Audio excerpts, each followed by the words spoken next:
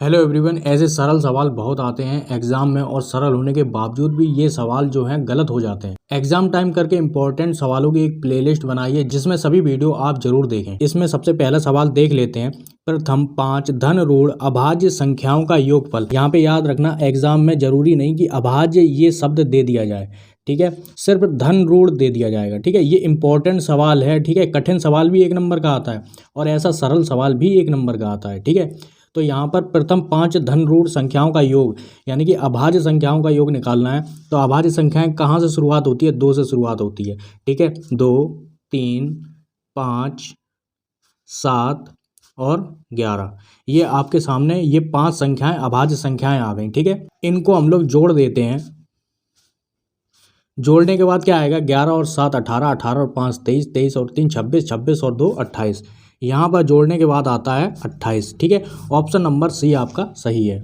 दूसरा सवाल देख लेते हैं। सबसे छोटी अभाज्य संख्या क्या है? ये बहुत ज़्यादा क्वेश्चन पूछा जाता है, या तो ये पूछा जाएगा या ये पूछा जाएगा, ठीक है। हो सकता है दोनों ही पूछ लिए जाएं, ठीक है। लेकिन यहाँ पर क्या बोला जा रहा है? सबसे छोटी अभाज्य संख्या क्या है? तो सबसे छोटी अभाज्य संख्या कहाँ से शुरुआत होती है? 2 से शुरुआत होती है। 0 कुछ नहीं है, ठीक है। 1 ना ही अभाज्य है ना ही भाज्य है, ठीक है। 1 क्या है? ना ही भाज्य है ना ही अभाज्य है, ठीक है। 1 के बारे में अगर 1 पूछ लिया जाए, मान लेते हैं यहाँ पर सवाल कुछ और होता, ये पिछले वीडियो में हम लोग डिस्कस कर चुके हैं। डी क्या है? डी नहीं होगा क्योंकि सबसे छोटी अभाज्य संख्या 2 है। ये भी अभाज्य संख्या है लेकिन ये इसके बाद आती है, ठीक है।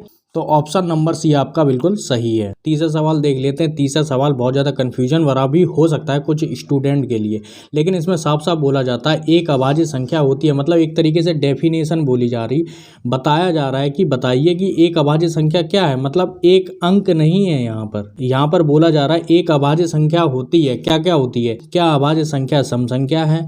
क्या अभाज्य संख्या विषम संख्या है? क्या अभाज्य संख्या संयुक्त संख्या है? इनमें से कोई नहीं। तो यहाँ पर ध्यान देना, ये वाला ऑप्शन गलत हो जाएगा। एक अभाज्य संख्या सम संख्या होती है? बिल्कुल नहीं होती है, क्योंकि यहाँ पर विषम भी हो सकती है और सम भी हो सकती है, ठीक है। क्योंकि यहाँ पर 2 जो होती है वो एक सम संख्या होती है, ठीक है, और 3 जो होती है वो विषम संख्या होती है, ठीक है। लेकिन दोनों ही अभाज्य संख्याएं हैं, ठीक है। तो ये वाला भी ऑप्शन आपका गलत हो जाता है क्योंकि अभाज्य संख्या एक विषम संख्या है, ठीक है। ऐसा नहीं है कि विषम ही संख्या है, ठीक है, सम भी हो सकती है। तो ये भी ऑप्शन गलत हो गया। क्या अभाज्य संख्या एक संयुक्त संख्या है? तो बिल्कुल नहीं, क्योंकि संयुक्त संख्या हो सकती है, ठीक है। यहाँ पर मान लेते हैं 13 हो सकती है, ठीक है। ये संयुक्त संख्या है, एक तरीके से एक अंक अलग है और तीसरा अंक अलग है, लेकिन मिला देते हैं तो 13 बन जाता है। लेकिन इसका मतलब ये नहीं है कि यही ऑप्शन सही होगा, ठीक है, क्योंकि यहाँ पर एक डेफिनेशन के तौर पर पूछा जा रहा है कि क्या अभाज्य संख्या ये होती है?